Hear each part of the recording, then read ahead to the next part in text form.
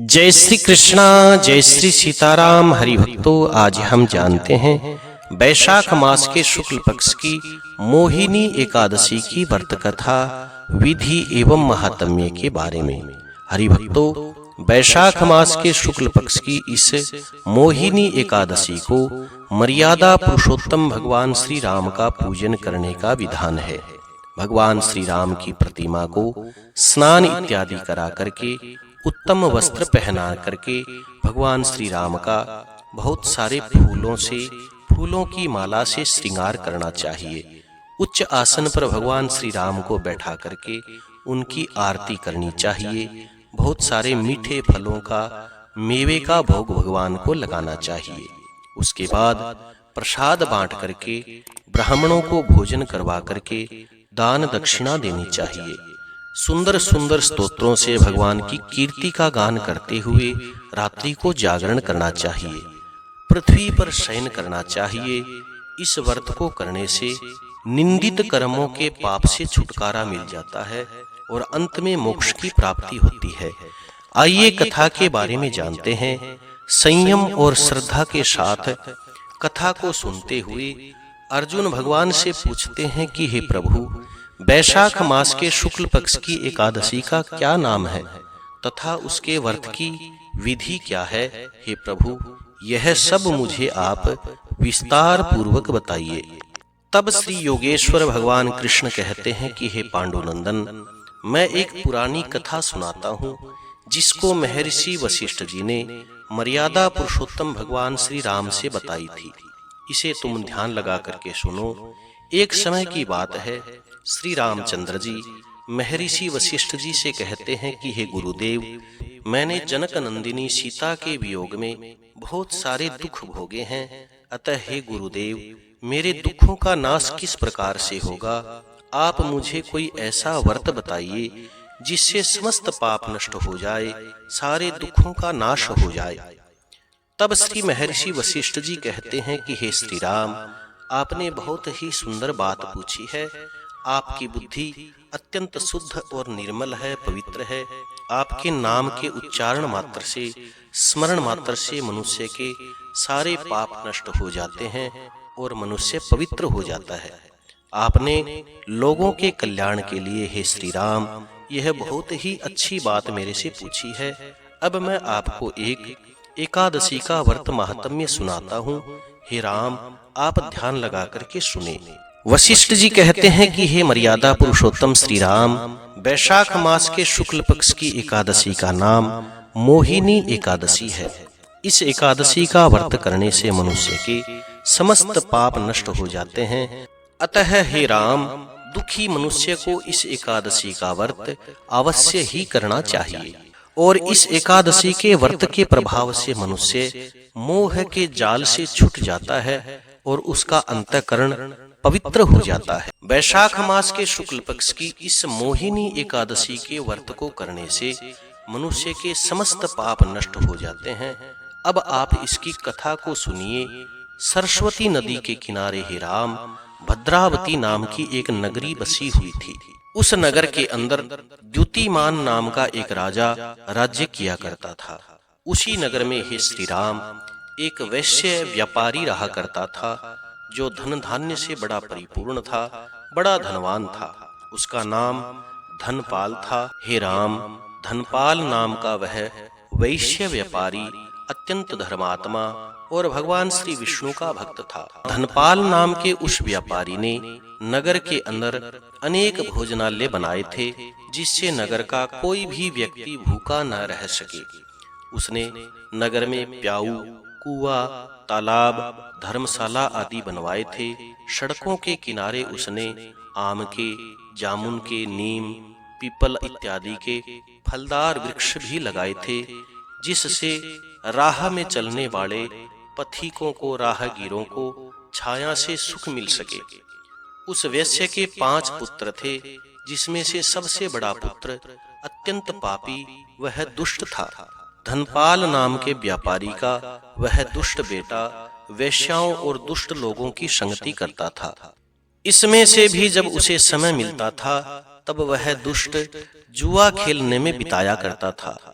वह बड़ा ही नीच था, देवता पित्र आदि किसी को भी नहीं मानता था। अपने पिता का अधिकांश धन, बहुत सारा धन वह बुरे कामों में, दुष्ट कामों में खर्च किया करता था। शराब पीना, मांस खाना उसका नित्य का काम था। जब काफी समझाने पर भी हे श्री राम वह सीधे रास्ते पर नहीं आया, तो उसके पिता ने दुखी होकर के, भाइयों ने, कुटुंबियों ने उसे घर से निकाल दिया और उसकी निंदा करने लग गए। जब उस दुष्ट को घर से निकाल दिया, तब वह दुष्ट हे श्री राम अपने आभूषणों को बेच करके, वस्त्रों को बेच करके अपना गुजारा करने लगा। धन नष्ट हो जाने पर वेश्याओं ने और उसके दुष्ट साथियों ने भी उसका साथ छोड़ दिया, क्योंकि सुख में आन मिलत सब बैठत, रहत चहु दिशि घेरे, विपत्ति पड़त सब ही संग छाड़त, को न आवत नेड़े। अर्थात सुख में सभी हमें चारों ओर से घेरे रहते हैं, हमारे धन का उपयोग करते हैं, परंतु जब विपत्ति का समय आता है तो दुष्ट लोग भी अपना साथ छोड़ देते हैं। यही संसार का नियम है। जब वह भूख प्यास से दुखी रहने लगा और उसका किसी ने साथ नहीं दिया, तो उसने चोरी करने का विचार किया और रात्रि में चोरी करके अपना पेट पालने लगा। एक दिन वह चोरी करते हुए पकड़ा गया, परंतु हे श्री राम सिपाहियों ने उसे धनपाल का पुत्र समझ करके छोड़ दिया।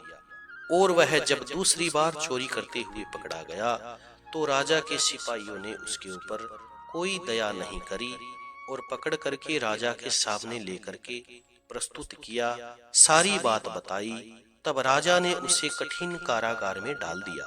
कारागार में राजा ने उसे बहुत सारे दुख दिए और अंत में उसे नगर छोड़ने का आदेश दिया, अर्थात उसे नगर से बाहर निकाल दिया।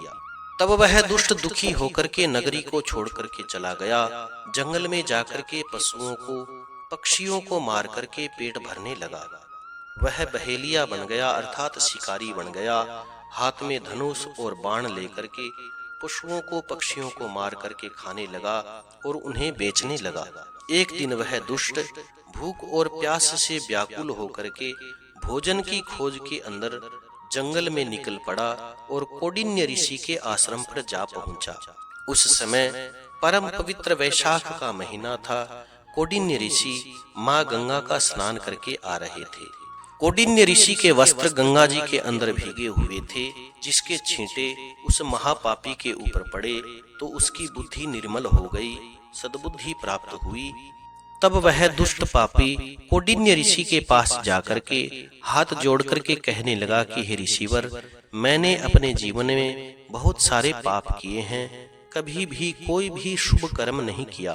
अतः हे ऋषिवर, उन पापों से छूटने का कोई मुझे आप साधारण सा उपाय बताइए, जिससे धन का उपयोग न हो। अर्थात मेरे पास धन भी नहीं और मेरी बुद्धि भी निर्मल नहीं है, कोई साधारण सा उपाय मुझे आप बताइए। तब कौंडिन्य ऋषि कहते हैं कि तुम ध्यान दे करके सुन।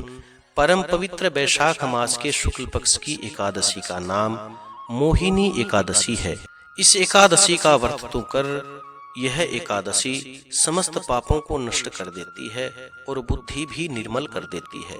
मुनि के ऐसे वचनों को सुन करके वह पापी बड़ा प्रसन्न हुआ और मुनि की बताई हुई विधि के अनुसार वैशाख मास के शुक्ल पक्ष में परम पवित्र मोहिनी एकादशी का व्रत उसने विधि पूर्वक किया। वशिष्ठ जी कहते हैं कि हे श्री राम, उस व्रत के प्रभाव से उसके सारे पाप नष्ट हो गए और अंत में वह भगवान के वाहन गरुड़ जी के ऊपर सवार होकर के भगवान श्री नारायण विष्णु के धाम को प्राप्त हुआ। इस व्रत को करने से हे श्री राम मोह नष्ट हो जाता है और संसार में इस व्रत से अन्य श्रेष्ठ और कोई भी व्रत नहीं।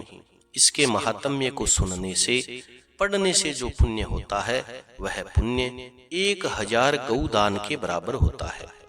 अश्वमेध सहस्राणि वाजपेय शतानि च एकादशीम कथा श्रुत्वा श्रोता फलवाग भवेत। अर्थात 1000 वाजपेय और 100 अश्वमेध यज्ञ करने और कराने से जिस फल की प्राप्ति होती है, वही फल इस एकादशी की कथा सुनने मात्र से प्राप्त हो जाता है। आइए कथा का सार जानते हैं। कथा का सार जानने से पहले अगर आप इस चैनल पर नए हैं तो चैनल को सब्सक्राइब करिए ताकि आने वाली व्रत कथा, विधि, महात्म्य आपको प्राप्त होते रहें। इस कथा का सार यह है कि मनुष्य को सदा ही संतों का संग करना चाहिए, सज्जनों का संग करना चाहिए। संतों की, सज्जनों की संगति से प्राणी को न केवल सद्बुद्धि प्राप्त होती है बल्कि उसके जीवन का उद्धार हो जाता है और समस्त पापों का नाश भी हो जाता है। पापी लोगों की संगति से प्राणी को नरक में जाना पड़ता है। ऐसे दुष्ट लोग संकट पड़ने पर साथ छोड़ देते हैं और व्यक्ति स्वयं को नितांत अकेला पाता है। तब कौंडिन्य ऋषि जैसे सज्जन ही उन्हें सद्मार्ग दिखाते हैं और उसका कल्याण करते हैं। तुलसी इस संसार में 5 रतन है सार, साधु मिलन और प्रभु भजन, दया दान उपकार।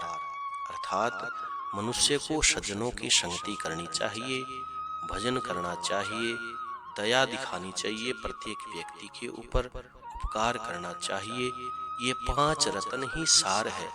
यह सब करने वाला व्यक्ति ही भगवान का प्रिय होता है और भगवान उसके ऊपर बड़े प्रसन्न होते हैं। जय श्री सीताराम, जय श्री कृष्णा।